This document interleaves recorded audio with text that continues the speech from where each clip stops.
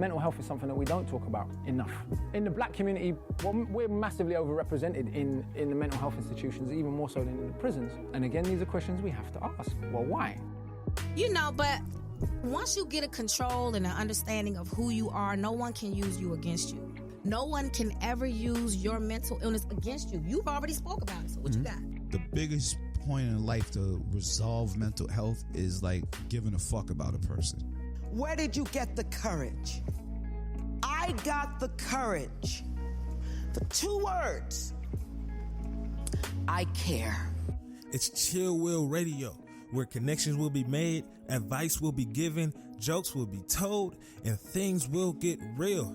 My name is Willis Cooks, and I'm your host. But understand this show is not meant to be used as a substitute for a relationship with a licensed mental health professional.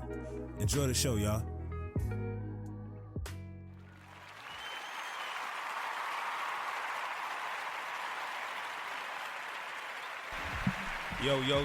Yo. Welcome, everyone. What's the deal? Welcome to another dope episode of Chill World Radio, man. Here where we're talking all the good things when it comes to mental health. The good, the bad, the ugly, the taboo, the not so taboo, the things that we're supposed to be talking about and not supposed to be talking about. Whatever it really is, man, it's going to be discussed here on this show, man. So, first and foremost, as always, good looking to all those individuals who are tuning in. Good looking to you if you tuning in today, tomorrow, next week, next year. Whenever you get the chance to actually sit down and listen to this episode, or any episode for that matter, good looking. Even if you listen to this episode and realize that you not fucking with nothing I'm talking about, like, good looking to you too, man. I appreciate the second you took out of your day to actually click that link in your bio, or go to the Good News site, or even go on YouTube and see, you know, the episodes that are being filmed here by my main man Didier. Shouts out to you, my man. And to everyone that's listening and tuning in, good looking. So, one of the things that stuck out to me this week, and this is something that I always think about, and this is something I always kind of look for when I'm out, right? Whenever I go out, I always look for black people, right? In any type of environment, I have to always go out and look for black people. And I believe it's important that wherever you're at, if there is not a representation of the group of people that you identify with, be that representation, right? The reason why I'm saying that is yesterday I went skydiving. Again. Yesterday is kind of like my first time solo skydiving, and that was an interesting experience. Not the skydiving portion of it was interesting, but it was interesting to see how there were like no black people, right? Even before we actually went, like the night before, I was speaking with my girl and I was telling her like, yo, I'm probably going to see 3 black people the whole day, and I'm included within that bunch. And I seen an extra 3 black people towards the end of the day. It was like 2 black dudes and like, I guess like she was a mom or something like that. But it took one all day for me to see extra black folks. And then also on all of the pictures that was everywhere, the license pictures, the skydive pictures, the people who have came by and been here, everybody who worked there, full of white folks, right? Full of white folks. Is there something wrong with that? Depends on how you look at it. If you're white folk, you're obviously going to be like, nah, because all my people are here. You know, there's a lot of people who are foreign, like there were a lot of Asians there, and if you're Asian, you'll be like, nah, it's not a big deal. But if you don't see if you're trying to be a part of something, if you don't believe that you are represented within that group or within that activity, make sure you stick with it. If you're a woman and you're in a male-dominated field, stick with it. If you're a Chicano and you are in, I don't know, in fucking the Midwest, where I don't believe it's any Chicanos in the Midwest, stick with what you're trying to stick with. If me, as a black male, as a black person in general, who's starting to get into skydiving, who is trying to be a professional I don't want to say professional, but who is getting into skydiving, the sport of skydiving, I don't see no black people in it, right? The first time I went skydiving, I don't think I've seen anybody that was there that was black. You know, even with all of the skydive videos and pictures and everything that I look up, I can probably see one out of probably like the 100 that I've seen so far, right?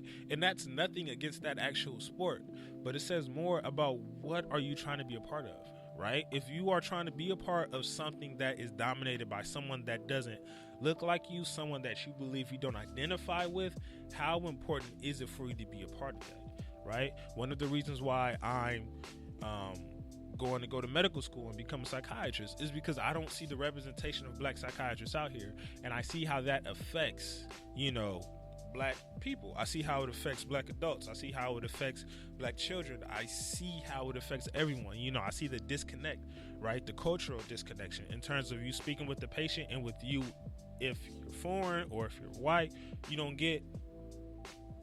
really understand the culture in which black people are kind of raised in, right?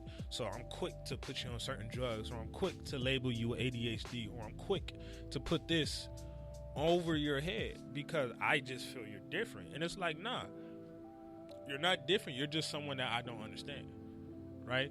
So I'm gonna say this again. If you are being a part of something, if you feel as if there is a lack of representation of something that you identify with, stick with it.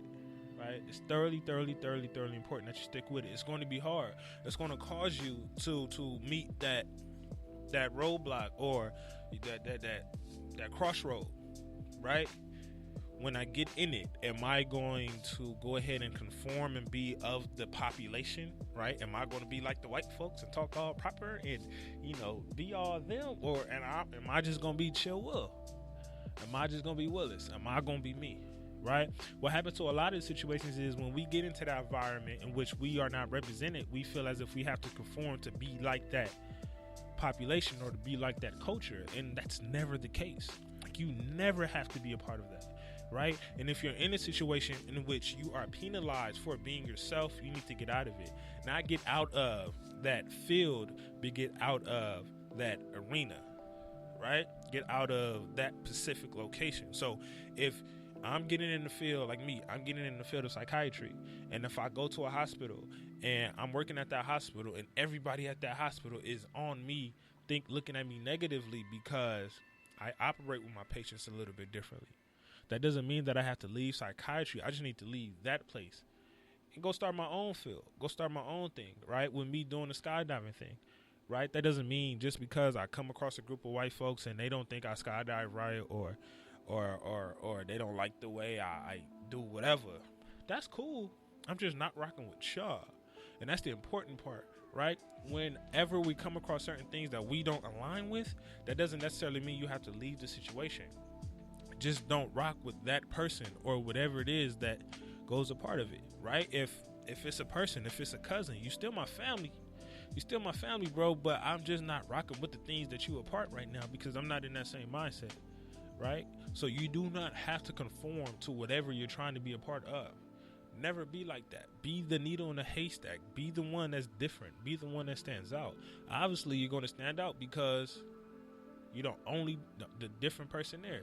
I'm the only black person there amongst a bunch of white folks. I look weird. I have a do-rag on. My pants, they're not purposely sagging, but they're off my ass sometimes. It just happens, right? You're going to look different, but when you're looking different, that's okay. Be confident in the fact of who you are, how you look different. So I say all that to say, if you are a part or if you are joining something and the representation of who you are is not there, stick with it. It's going to be hard as hell. You're going to come across people who don't align with you. You're going to come across people who disagree with you. You're going to come across people who just flat out don't like you. That is fine. But just stick with the thing that you're trying to do and be that representation so that way other people can come in and be a part of it as well. All right? So moving on forward into the self-care piece, right? One of the things that I want everyone to implement within their self-care journey is simple. One simple thing, and that's stretching, right? Stretching. Last week or the week before, I spoke about just getting out and taking a walk. The reason why stretching is so important and the reason why we all need to implement stretching within our lives, right? Not even that it's good for your muscles, or not even that it's going to help out with pain, or not even that it's going to protect you from injury, but it's also a stress reliever, right? One of the mindfulness techniques that we use in therapy is called muscle something. I don't know. I can't remember the technical term for it, but what it is that you're tensing your muscles up, right? You're tensing your muscles up until you get to the point where you can't tense it anymore, and then you just relax, right? When you're relaxing it, what you're doing is you're calming yourself down, right? Because all of your focus is going towards one thing, and then once you're able to relax it, it's like a feeling that goes through your body that forces you to calm down. Same with stretching, right? After you stretch, your whole body is going to feel a little bit calmer. You're not going to be all tense, right? We're tense and we're a little angry and we're a little bit anxious because our neck is tight, or our shoulders or our chest is tight, our legs are tight. We can't really move. We're walking and we can't really move at all, right?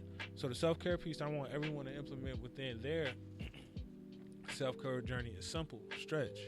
It doesn't have to be some long hour type of stretching. It's just like, stretch in the morning, stretch on your break during work, stretch in your chair while you're at work, stretch your fingers, stretch your neck, crack your neck, stretch your legs, do whatever you got to do to just loosen up, because we are tense, right? One of the things that the instructor was telling me yesterday after the flight, after the skydiving, he was like debriefing me. He was like, Willis, I could see that you was really relaxed, but I could also see that you were talking to yourself too much in your head. And I was like, how? It's because you were focused on the steps too much. It was like physically you were tense, but physically you was relaxed, but mentally you was tensed. And that caused you to kind of be too focused on certain thing, and I could tell you wasn't really enjoying it. Obviously, I'm just focused on the movements, making sure this damn parachute come out correctly, and if it don't, what do I got to do, to make sure I fucking am here today? But at the same token, he is right?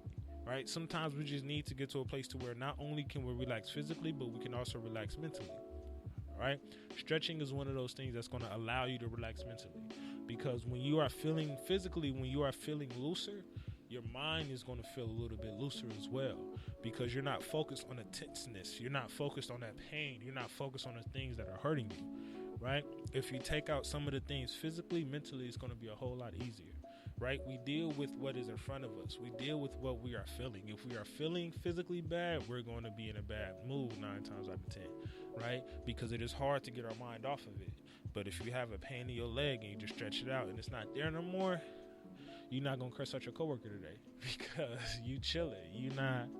You are relaxed. It's an important thing. So the one thing that I want everyone to pay attention to, and I want everyone to implement within their self-care regimen, right, is to stretch. Whether it's every morning, whether it's every night, whether it's midday, whether it's some random time in the afternoon, whether it's in your chair, whether it's 5 minutes, 2 minutes, 3 minutes, or 10 minutes, whatever it is, just fucking stretch. All right? So moving on forward to the topic, the main topic of the show, man. I got my boy Noah. What's the deal, player? What's good? Blessings, man. What's going on, man? Thank you for coming, for showing in, for tuning in, man. All this good stuff, man. So one of the things that we're going to be speaking about today is connecting, right? Connecting and connection, right? Why is it important for us to connect? Who are we connecting with? Why are we connecting with things? The good and bad. What are we connecting with? Whether it's a substance, whether it's an object, who are we connected with? Whether it's a family member, a friend, a girlfriend, whatever it is. Yeah. That's what we're going to be speaking about today. And the reason why I believe that's important for us to speak about is because we all are connected to something. And I said this on a post that I posted earlier, and I say this in but I say this a lot of the times when I'm in private therapy and individual therapy, that that we're not machines, right? We're not individuals who are broken. We're not individuals who need to be fixed. And we put this emphasis on, I need to be fixed. Someone needs to go ahead and put these parts back together. When sometimes some of the things that broken off need to be broken off, right? That toxic person that was there, you broke off that toxic person, that person needs to be broken off, right?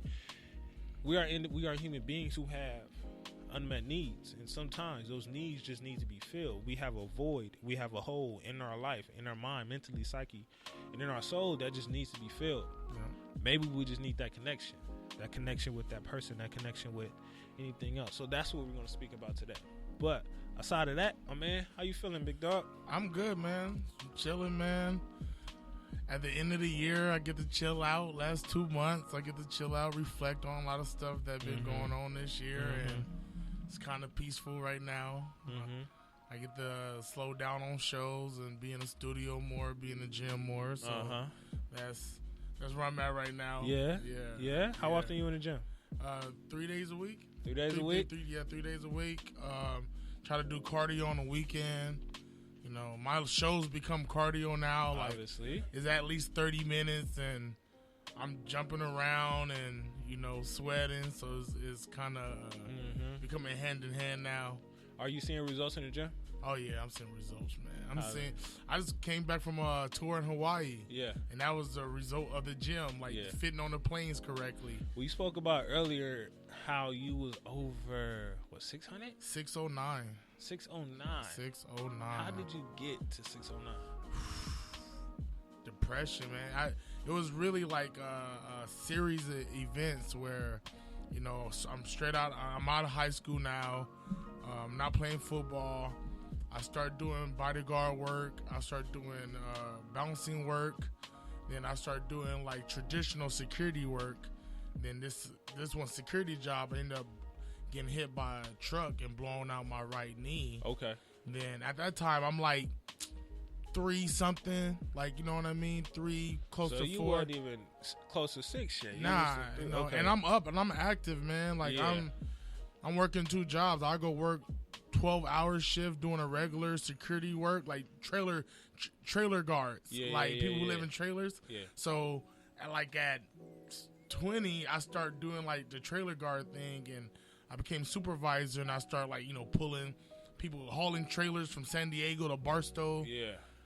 Checking people's septic tanks. I was really like, you know, on the move, on this move, and really not even doing music. Like, I get in freestyle battles every once in a while and hop on people's songs, but I'm just working. I'm just really trying to just get my money up. But at that time, you said you was like 300. Yeah, like 3, close to 4. So what shot you up to 6? Staying. Just when I got depressed, man, I was just eating. I was just staying in the house. I didn't want to do nothing. Like, it just it hit me, like not moving just hit me real bad. You know what I mean? At this time, I moved up to the high desert, to Victorville, to Adelanto. Yeah. So I'm away from a lot of stuff that I need to do. So I can't even do the stuff I need to do. So now you just sitting. I'm just sitting, helping Granny, doing what I'm doing already. But, you know, that's by default. Yeah. You know what I mean? So it's like I'm not doing nothing to keep me going, and out of nowhere, I'm at like I remember being at like 5 something, right? And I'm not thinking like this is anything. Like, oh man, I'm gonna get it back down. When I got to my 5s, my music started. It's crazy. This depression launched me into me really going into my music. So I'm depressed. I'm gaining weight. I need to figure something out because I don't like that feeling. Yeah. So I really start digging into my music. I start recording more. I start doing more shows. I start trying to just open mic. I want to go do open mic. I want to go start throwing shows, start doing events, start trying to get active. But is the music actually working? Because if you're saying you're doing that at 5 and then you still got to get to 6, is you still? I'm doing music. I'm getting my happiness and stuff, but I'm still eating. Okay. I'm active, but I'm still eating. I'm out here. I'm at these bars. Yeah, I'm at the bars. I'm getting fed, like whatever. You know what I mean? You okay with being a fat nigga? Yeah, I was like, you know, it was like shit. Cool. Yeah. End up doing sumo. Like, bro, this is like being so big. My granny said, "Listen, if you ain't gonna get this weight off, you better make some money off of it." You know what I mean? And I ended up doing sumo for a year. What? You know what I mean? Went to $1,500 for this school, and the homie was like, "It's a hustle. Win or lose, we can make $500 to $1,200 or $500 to $1,500." So it's like, I'm already big, I'm already strong, I might as well just. That's why I started doing all these big man jobs, like bodyguard work for Bobby Valentino or Ray J or. And that right. So I mean, on one end that is good, I guess, because you're making money, you up and moving. But on the other end, it puts you in a position where you're okay with your size. Yeah, man. It became detrimental to me, like really, like bad, like, you know. How bad? At what point was it at its worst? Shit, falling into a diabetic coma. That was like my worst. Like I had a show in the Rancho Cucamonga. Woke up that morning not feeling good. I've been throwing up. I've been having headaches. I went to this doctor. The doctor did my blood sugar. My blood sugar was at 5 something. Shit high. This dude said, "Have you been drinking orange juice?" I like, yeah. He said, "It could be the orange juice. It could be that. Like, you know what? Go get you some Pedialyte for your school. My mouth is dry. My tongue is dry. Yeah. Like, me knowing now, I had like every symptom of diabetes. Like every fucking symptom. How long was you in that coma? Like 2 days. Do you remember what you were doing before you went into it? They was testing my potassium. Okay, you was at the doctor. Yeah, got blacked out on stage. Oh shit. That's what happened. Okay. Like I blacked out on stage, but I kept performing. Then when I realized that it went black, then I was on stage. It went black, then I'm in Cypher outside. Then went black. Then I told Lisa I need to go to the hospital. Yeah. When I get to the hospital, they said something like my potassium was like at a 6 or 7, and my blood sugar was at what was it, 7? It was like 7 or 8, bro. Like peeing everywhere, chafing. Like recently I did a video shoot, and the lady said, "Baby, you could have really died." Like yeah. Thinking that like this year was the first time me thinking that damn I could have died. So after that coma though, did things begin to change? Or you Oh was yeah, just like, bro. My homie Deadeye. Shout out to my bro Deadeye. This motherfucker came in and battled me and dissed the shit out of me. I think I needed that type of love in my life at that time. Okay, it wasn't there at all. Like someone like he battled like, yo man, he told me everything I needed to hear about myself in the most understanding way I knew. Battle rapping. But what keeps you going though? Because where you at right now, weight wise? 447. 447. Yeah. And at your highest, you was at 6. Yeah. At your highest, you was at 6. Now you're at 447. Yeah. What keeps you going? Because it's a hard journey to get weight off.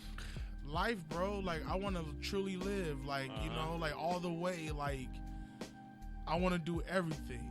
I want to run with my kids. I want to own businesses. I want to travel the world. Shoot, my girl about to go. We trying to go to Thailand in November. For me to go to Thailand, and I know everything is kind of small out there, Thailand and Laos, I have to get down. Yeah. So I always have these small goals, but the ultimate goal is just to live. Like I have a lot of people in my family that would gladly trade me right now. That's in the ground. Yeah. Young cousins, all of that. Like my grandfather died from high blood pressure and diabetes, and it was just I had to find a simple goal, and it was like to truly live for me.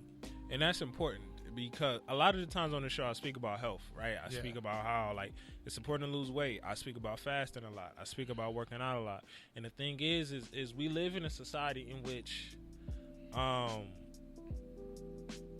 people think it's cool to be overweight. People think it's cool to be overweight and to be big. And, there are things that causes us to get big, right? There are things that causes us to gain weight, such as depression. It may be some health things. It may be an injury, and your injury is going to cause you to sit down like you spoke about, and you're going to be gaining weight. It may be negative habits. There's a bunch of things that causes us to be big, but some of us live lives in which we have to be big. Yeah. And is that really beneficial to your health? Hell no. Nah, not at all. You gotta take, at some point you have to take a stand and just be like, okay, this is what I'm not about to do. It's like, I think to me too, like the early stages of my life was my granny's 6'1", 300 pounds. My whole family big, right? Yeah. So I have a grandmother that always told me like, all fat ain't ugly, all fat ain't this, all like she gave me this confidence, but that was like in this ugly world I needed that confidence because I go to the pool with my shirt off, not can't give a fuck what people say, not giving a flying. I made it this far, like me being a battle rapper. Like I was hard to beat because I was fat, because I already knew your rebuttal. You can do fat jokes all day. So here's the bad thing with that though. It's like on one end, it's like yes, you have the self-esteem and the confidence aspect of it to where I'm gonna walk around with my shirt off regardless. Yeah. But on the other end, it's kind of like what I was saying earlier.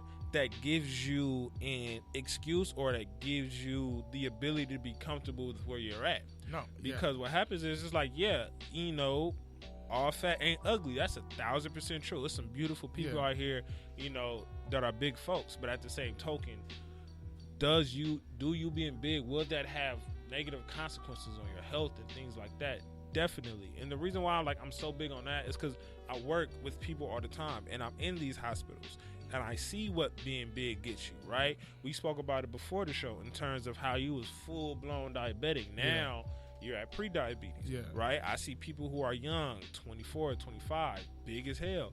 Because they're big as hell. Because of that, they have diabetes. And because they have diabetes, they're not taking care of themselves. Yep. And when they're not taking care of themselves, I'm sure you know this with diabetes, but when you have diabetes and you're not taking care of yourself, you lose circulation in certain places. So they about to start chopping off limbs. Right, I know exactly. Those people who chop off toes, start chopping off ankles. No, I know that, and bro. Arms and stuff like that. I feel like I told my grandmother I'm grateful for the confidence she gave me. Yeah. Right. Then I said it became. The older you get, you realize that it's an overconfidence. It is a like. It was necessary in that moment, you know what I mean? But now it's detrimental to me. Yeah. It's going to definitely kill me. Like, this got me on my road too. I did this TV show called Wave. It was like a wave rap show. What just happened with the Rhyme and Flow. Right? And I had a crazy schedule of filming this show from 7 to 9. Then after that, having studio sessions. Then after that, next day I do the same thing. Then I have a studio session. Then I have a show. And I'm coming back from sometime IE to LA. This is like my schedule, right? And that's the schedule I want. But for me to have that schedule, you gotta be straight. Man, Steve Rifkin, the dude who found Wu-Tang, he pulled me to the side and said, he said, Heavy D's my brother, man. I like, word. He said, Heavy D's my brother, and I'm gonna tell you how my brother died. My brother started getting real busy. Like, his career is back. He's producing for everybody.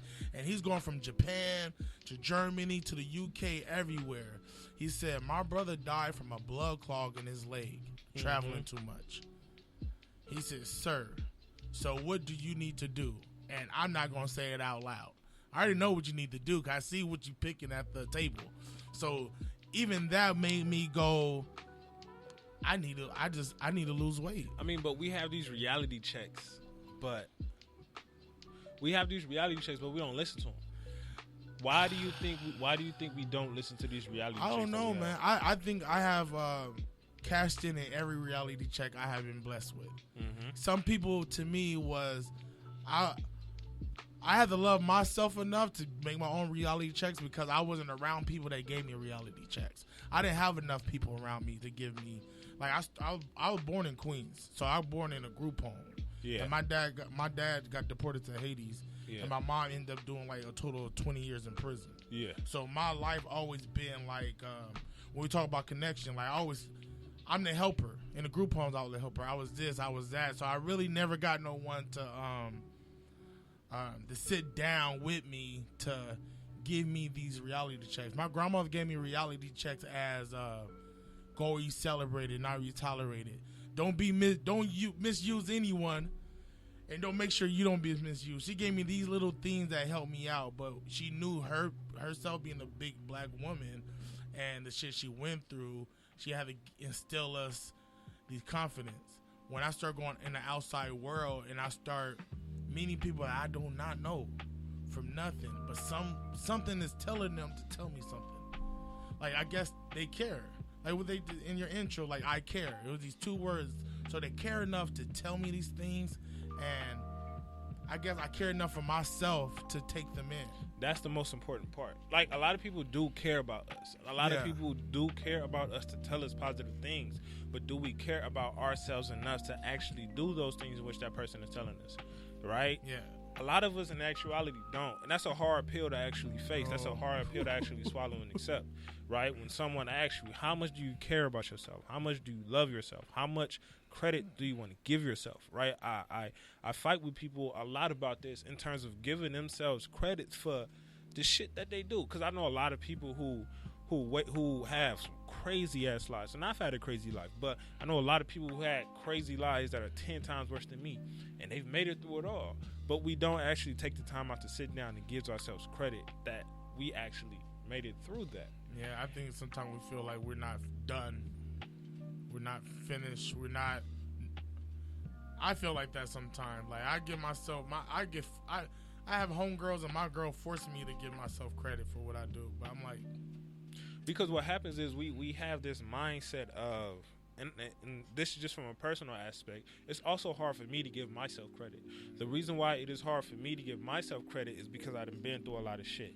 And what that has taught me is that there is always going to be shit.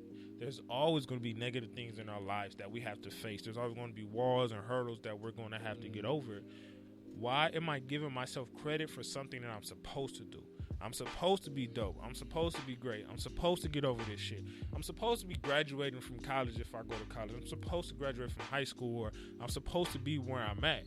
Why do I need to give myself credit for doing things that I'm supposed to be doing?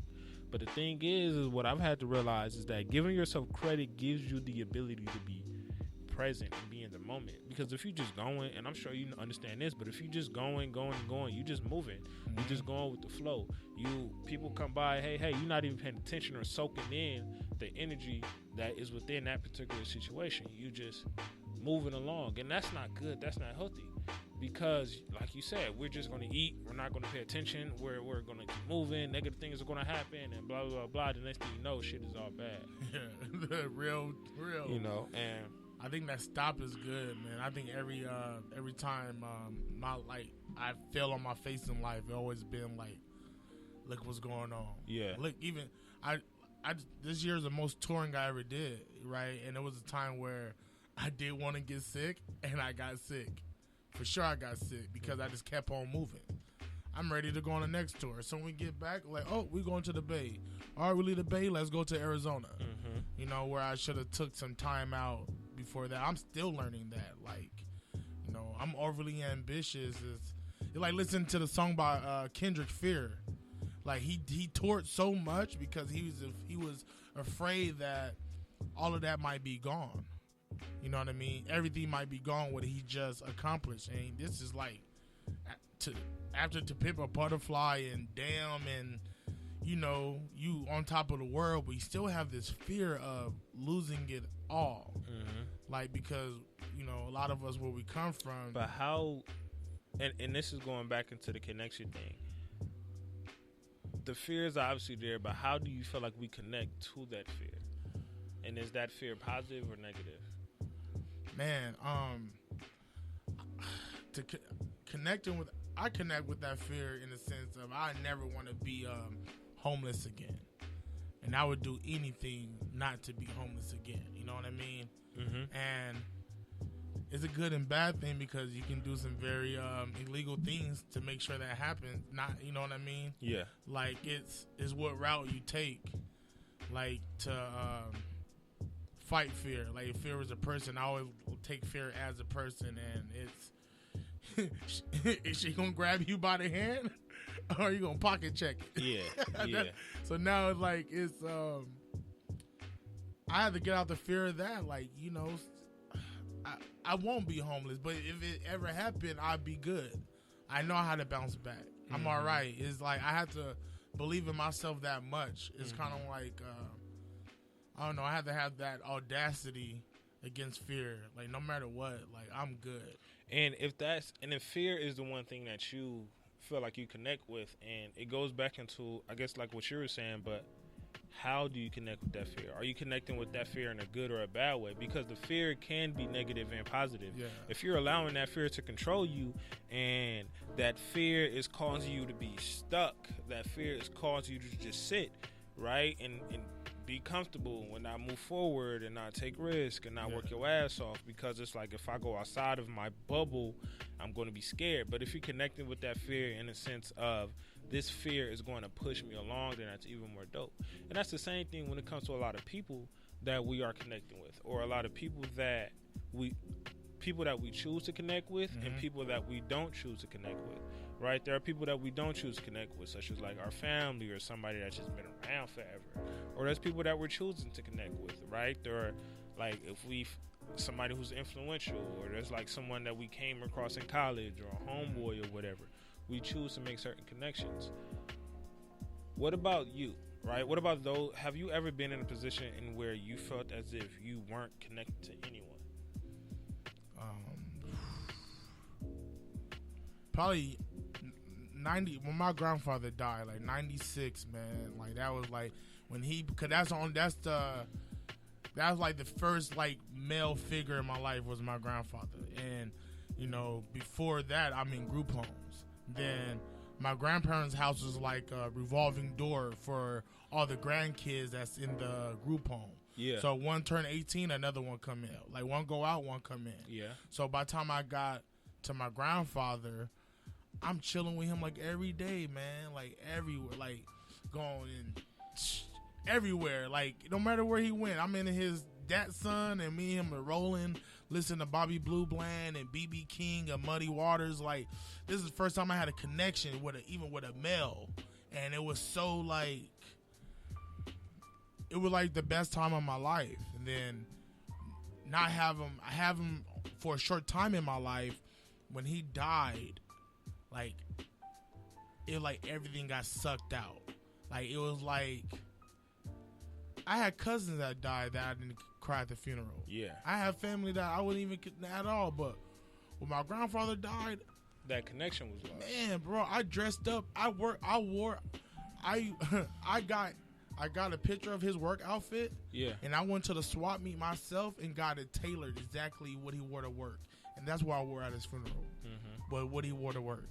So it was like when he got, like I have to say, when he got taken away, I feel like my grandfather was a crutch for the whole family. And when grandpa passed, it made everyone get on their fucking feet. Like when grandpa passed, it was like no more, grandpa ain't here, no more safety net, no more nothing. You got to stand on your own too.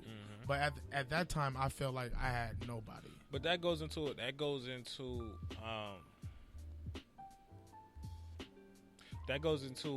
back into who are we going to, be dependent on? Yeah. Right? Because sometimes, like I said, we could be connected to people, but we could be connected to people in the wrong way. Man. And if we're connected to people in the wrong way, our connection to that person could be detrimental. Right? And obviously, when it comes to the passing of someone who we are connected with, obviously the physical connection isn't going to be there. But it's important to understand, and it's important to try to connect that spiritual aspect of it.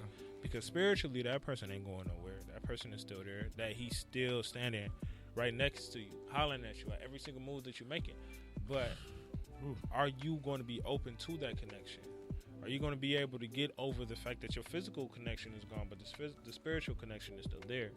And a lot of the times we kind of block the connections with people because we can't get over this hump. That they're gone. Like, damn, that like that. Like, my grandfather, he needed someone to get in a carpool lane with him, right? So, to go to work. So, he wakes up in the morning. He get my aunt to try to go with him to be his passenger so he can be in a diamond lane, and he passes in the backyard, and we all wake up and like, whoa, like I didn't, this 96, I didn't even comprehend what was going on. It was chaotic when grandpa passed. Not until like early 20s I realized like, yo, grandpa was a crutch. And why do you say he was a crutch? Everyone at that time was just under my grandfather. He built a back house so his kids, like his grown ass kids, that's not taking care of their kids. When we're all 80 babies, we all have crack in them. I'm a crack baby. All 14 of us. So everyone hanged on to him and didn't really do nothing for themselves. Is that your grandfather's fault though? No, that's not. No, see, that's what I'm saying. It's not Grandpa's fault. Okay. It's our fault. Okay. Grandpa was the anchor of everything, and everyone hold on to him. But when Grandpa passed, I'm not like. Of course, it's not his fault. It's our fault. It's us not getting on our own shit. It's not us getting our shit together. but at the same token, it's. I mean, it's simple to get to that, right? Because we all have family members and friends who kind of give us any and everything that we want. Like and it's just because of the kindness of their heart. Like they just looking out. You need some food? I got you. You need a job? I got you. You need this? I got you. Somebody needs to get saved? I got you. And it's not purposely done like that. I know it's not. But it just happens. You know, a lot of people, and it's hard to tell. It's hard to tell a woman who's been on who's getting child support, who's getting $10,000 a month in child support to get off of child support. It's hard to tell that woman to go ahead and get a job if she's getting, $10,000 to $15,000 a month in child support. It's hard to tell that person that thing because it's like, what for? However, like you said, with the passing of someone or when life decides to smack you in the face, now you got to get on your feet. Now you're at the point to where it's like, okay, my connection with one person is broken. Where do I begin to connect the dots with other things so that way I could kind of be whole again? Man. Because a lot of the times we are empty in many situations, especially when it comes to the passing of a family member. But the next step is to try to connect it with someone else. And that goes into how we feel that void or how we feel that hole. A lot of the times when we lose the connection with someone else, we try to connect it with drugs, we try to connect it with substances, we connect it with a raggedy boyfriend or a raggedy girlfriend, we connect it with toxic people, and those are the people that's going to fill the void. Man. And a lot of the times we have to figure out how are we going to sever that connection with those people. When my grandfather passed, I really started connecting with my grandmother more because she's gone. Like Granny sipping on Tanqueray and smoking Primos, man. Granny like gone. Like literally, the first time I smell weed is the day after my grandfather's funeral. Yeah, you know what I mean? Cause here go my grandmother coping with it, and now here go me and her watching movies all day. This is her watching all the long movies, Titanic, Kevin Costner movie, any Kevin Costner movie that's 4 hours long. That's all she would do. Yeah. You know what I mean? And me just sitting there with her, talking to her, and start finding out that my grandmother played a big role in Little Rock, Arkansas, Prohibition days. Not knowing that women started the Prohibition. I started like seeing my grandmother different. Now this is this Renaissance woman that didn't know how to read, this ain't just no regular lady. Yeah, she had a deep life. This is a woman that went to Paris to buy coats to bring it back to Palm Lane Watts, where she had a nail salon, and to sell these items out of her nail salon / boutique. And I was like, damn, Granny, like I didn't. I see why my grandfather fell in love. I'm like, oh, all right, I see, like the connection, because their relationship was so special to me, where I saw the love, and I saw him. He's the big man in the house, but he was so submissive too. Like it was so. I started connecting that. Like I think that helped me not hate my mom. Like to find that connection with my mom, like being abandoned or my mom put me up for collateral for crack. Like I had to find that connection with my grandmother helped me like look at my mom like, damn, you went through some shit too. Black woman in the 80s, got time for what my dad did, and he can't pay up. He can't do the time because he don't got a social security number, and they can't make no money off him right now in the jail. At this time, they can't. So you got to go. But you know what? My mom can. So I started putting. It's crazy that connection just started. I found when I started having a connection with my grandmother, I started finding love in everything that I thought was harming me. Yeah. Like everything, like the abandonment issues and all of that. Like, I started understanding my my attachment to my connection to food. You know what I mean? I let any mom that cooked me a food, any mom. Like I was a son to any mom. Yeah. I had a homie named Oscar when and I would go watch Luchador wrestling with him on Telemundo, and his mom would just cook. How was it for you though when you found those connections with those negative things? I don't know. At that time, it was just, I had that mindset like, man, I gotta get past this, man. Like, I see my cousins that's just sad all day. Like, I didn't want to do that. So that was like when I realized what they were, cause I didn't know what they was. I didn't understand. I didn't know what abandonment issues was or this is me. I started learning these things talking to my social worker. Just, finding. I would just question everything. Like, I feel like this or I feel like that, and this can be abandonment issue. This can be your eating disorder, or When you bringing up abandonment issues a lot. yeah. Why are you saying abandonment issues? Oh, like to me, like I've at a point I felt very abandoned. Like, Abandoned from who? my pops, my mom. Like, I'm considered parentless. Like, my mom to take care of me.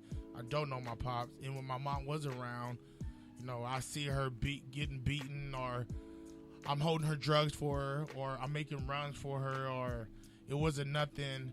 I'm chasing her love. I'm chasing her to get her this love from her. That's what I'm doing. Like, no matter how many times she break my heart, but I think it was one time where I was like, this is breaking me. What caused that breaking point? She got home. She was coming home from jail, and she called me and was like, "Oh, I see you when I get home from jail," and I slept on the porch waiting for her. You know what I mean? All night. All the way in the, and that's. I never felt to this day, bro. I never felt that broken. And she came back the next morning? Nah, bro. She didn't come back till a week. Okay.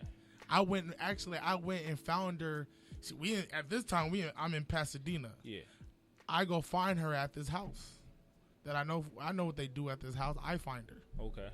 You know what I mean? I went looking for her, and that, like, I'm not important enough for you to come see me.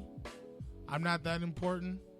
Fucked up thing is, I heard my dad was in town and he was looking for me. And she didn't tell you? Nah, no one told me. My granny didn't tell me and all of that. So it's kind of like, my mom got the bad end of the stick because when she showed up, she got everything from me.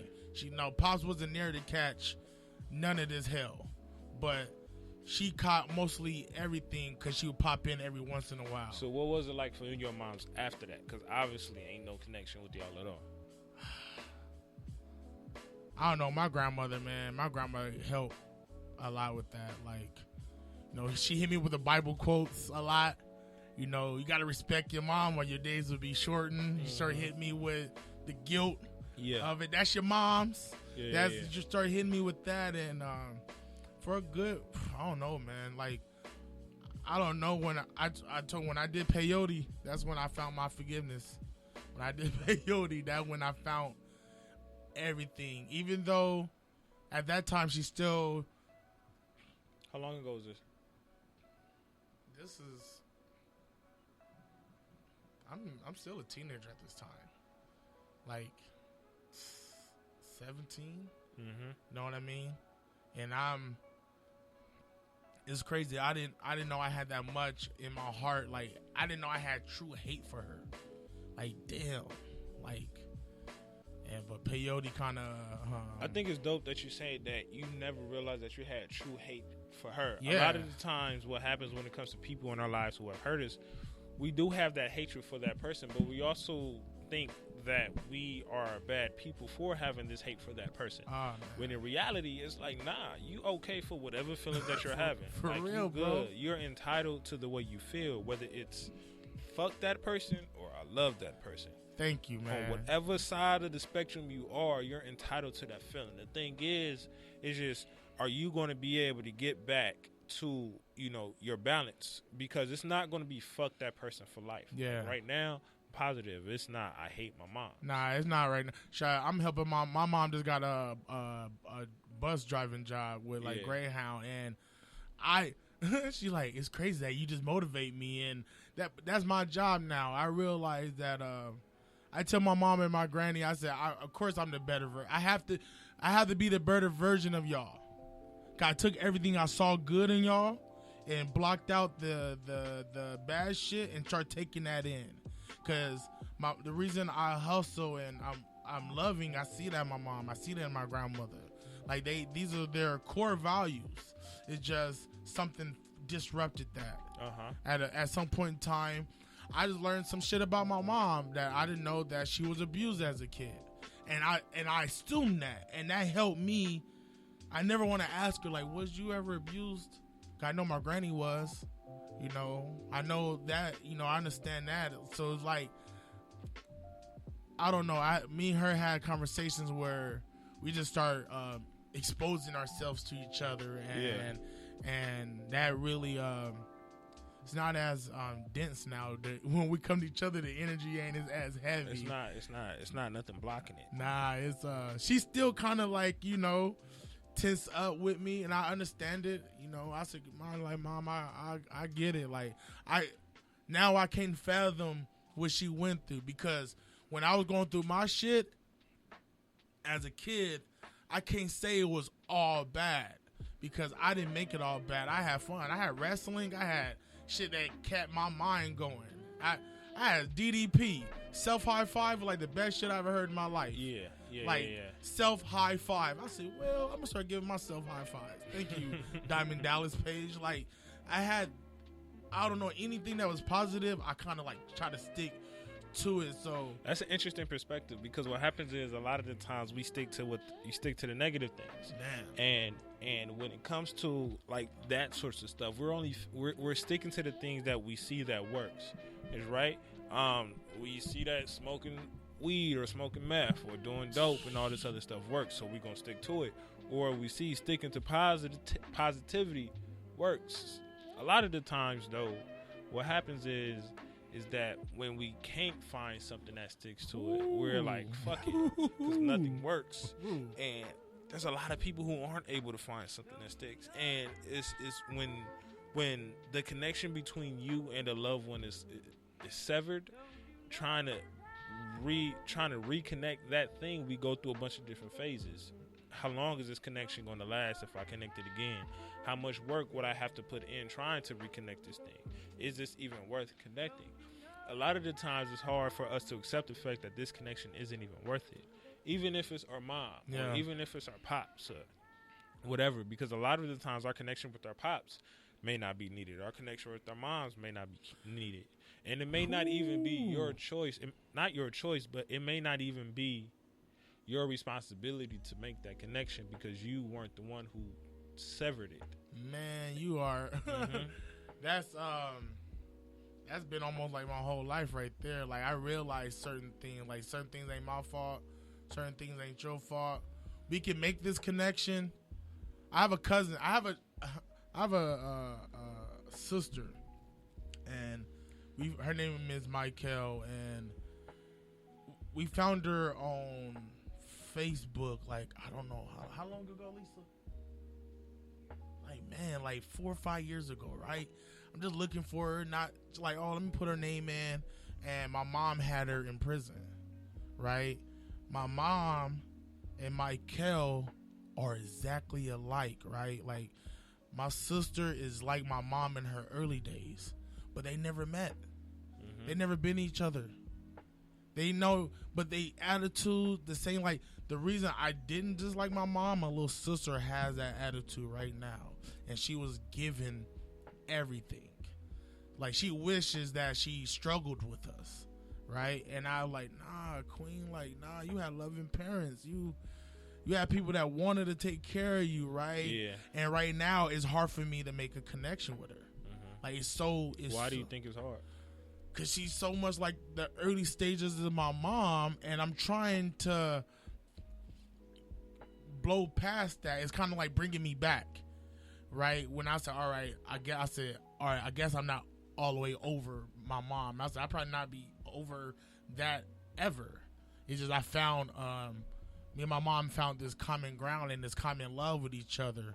You know, I don't bring up her past. I don't bring none of that. I just try to move forward and speak love into her, and she do the same with me. But my little sister, her energy just reminds me of the day my mom didn't show up. Do you think that trying to build that connection with your sister is helpful for you in terms of how it causes you to go back to those days in which it's not helpful for me at all. It's not going to, I feel like it's not going to do nothing to me bad.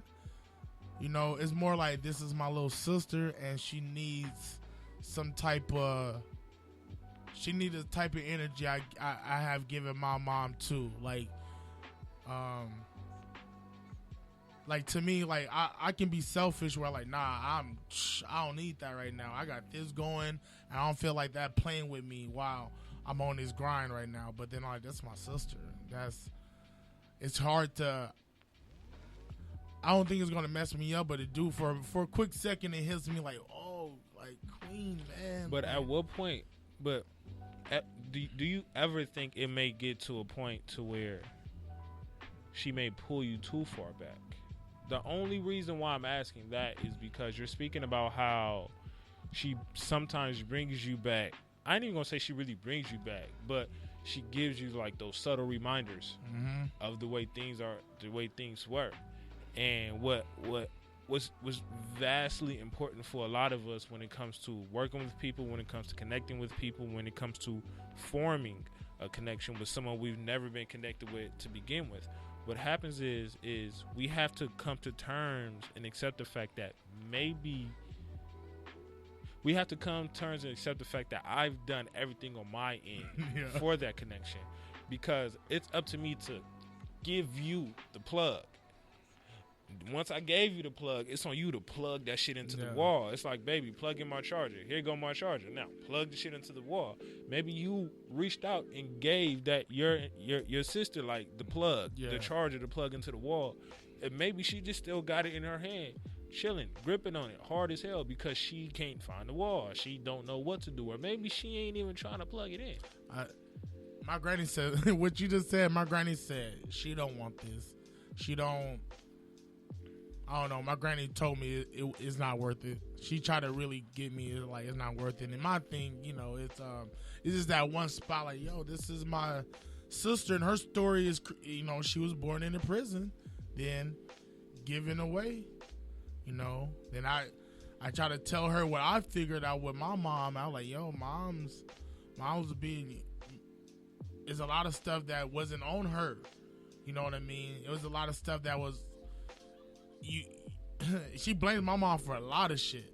You know what I mean? I feel I understand, you know, but I said I learned early in my life there's love in front of me. My grandma was right there loving me. My aunt was right there loving me. It was a lot of, so I try to give her the same things that I have, but you know, it's a woman, and it's not even the fact that it's a woman. It's just the fact that we have different perspectives because our reality is different. Like, flat out, at the end of the day, our realities are different. Yeah. And because our realities are different, we're going to align with things differently. We're going to be a little bit more resentful, or we may be a little bit more grateful. You know, you're much more on the grateful end because your reality was different. Yeah. We don't know. Well, I'm sure you know now, but I guess, like, in her mind, what she's thinking, you don't know what I've had to gone through. Yeah. You may have had grandma and all this other stuff, but she ain't have that. Yeah. Right? So because she didn't have that, one, it's going to take a whole lot longer for her to get to that place. Or two, she may not even ever get to that place because she may not even want to get to that place because she hasn't healed herself. She has a road that she has to go down on her own. Mm-hmm. It's not your job to grab her hand and take her. And that's the thing with a lot of people when it comes to, like, our family members, right?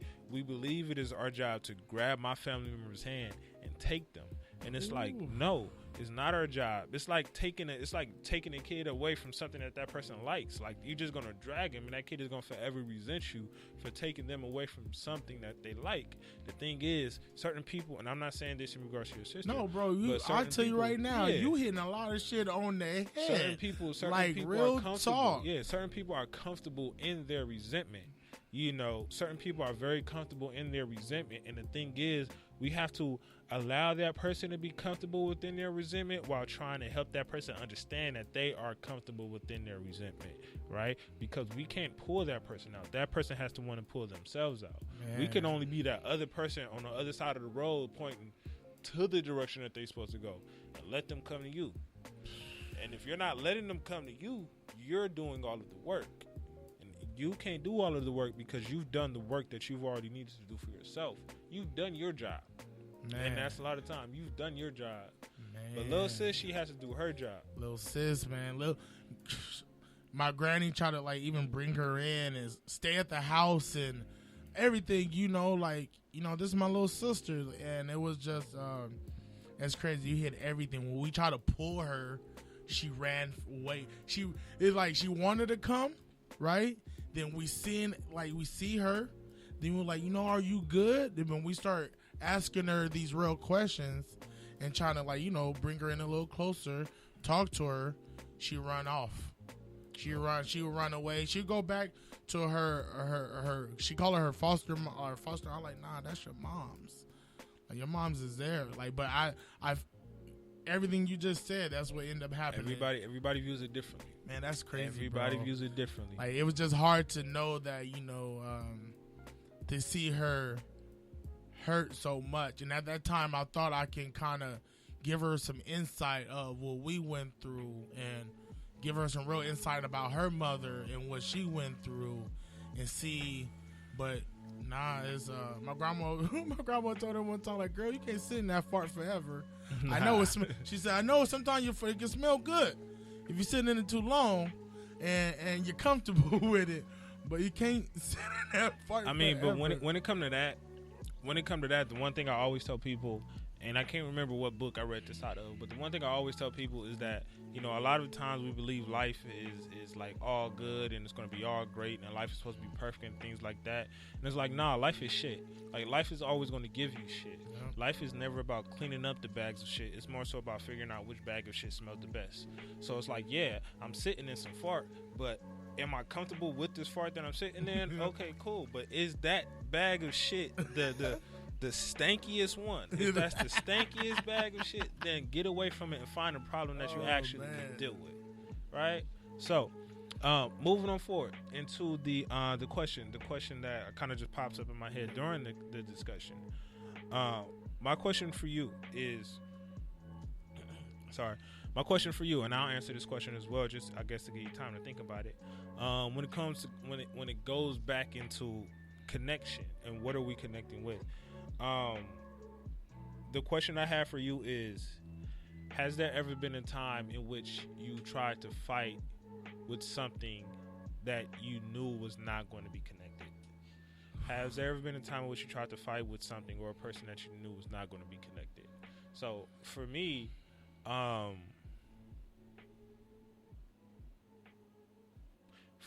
I can say that it's with certain people in my life, right? I'm such a giver. I'm a helper in every aspect of it. And for me, I've had to realize that there are certain people that just aren't going to be there. And I tried to create or build that bond, even though I know, and they're giving and showing me everything that I know is not supposed to be there. So for me, it was hard to accept the fact that certain people are just not for me. Mm-hmm. You know, so it's a tough road to accept, but once you're able to accept it, things get a whole lot easier. So, what about you?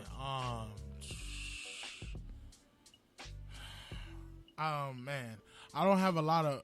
It's almost the sound like I don't have a lot of family on this side of the. Dang, that's a hard one right now. I'm trying to think of something that's really, like, even recently I'm going through. Like, me and my grandmother just had a disconnection, right? Where I'm learning about certain. I'm learning how the hierarchy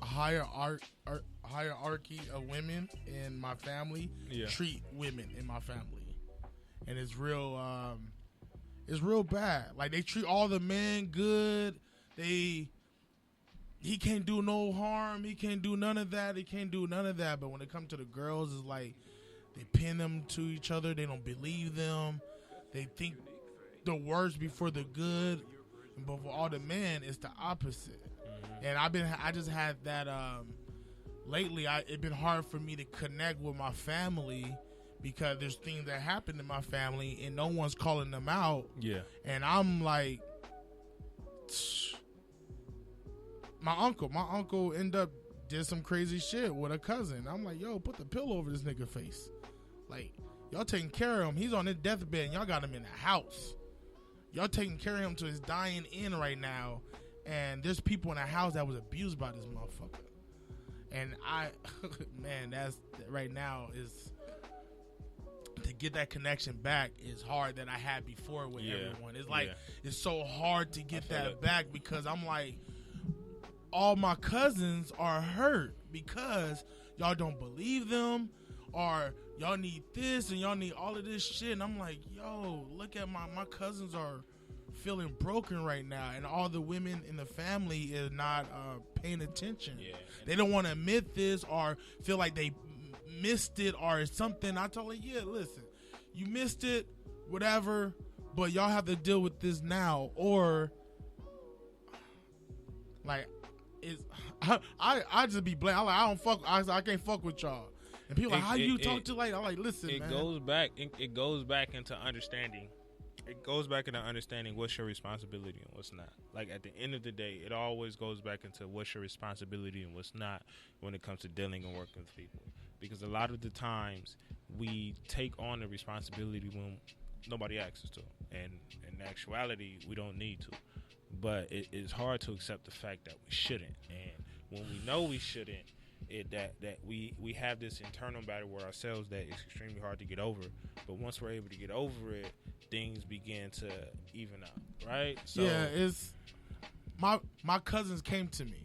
Yeah, I'm in my family. Like, say my family, and I have in all of California. I have in the whole United States. I have a pretty big family. We got big generations. Like, our family owned a house we was owned on in Jacksonville. Mm-hmm. So I'm the leader of my generation of the family. I speak up for the family at the meetings, the reunions. I do that. So everyone get appointed that. So it became to a point where my cousins, they don't know who to talk to. They don't know. Okay, everyone is sometimes trying to threaten them with violence. I'm like, man, like, I'll fuck my uncle up. It happens, bro. You know what I mean? So it's like, I didn't want that on me because I don't know how to feel about it, because that's when I get back to a violent state of mind. Yeah. Like, man, like really talk. Like, put the pillow over his face real fast. Like, real fast. Like, but my man, it like I said, it hurts, man. It hurts. It hurts. It is what it is, man. But shit, good looking for coming through, man. Nah, real talk, man. You have given me some beautiful insight. Even that last one, like, it was presented, and I just feel like, damn, I need to take this because everyone in my family, they're kind of scared of me. You know, I'm the black sheep. I'm the wild card.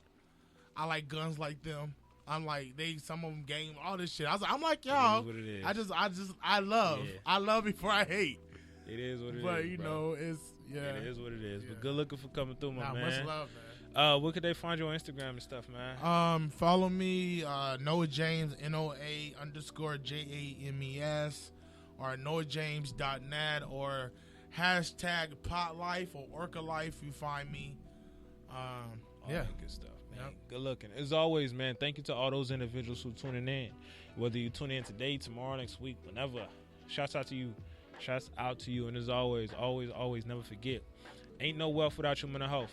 Ain't no wealth without your mental health. So please stay blessed and take care of yourself. Be great, y'all. Peace.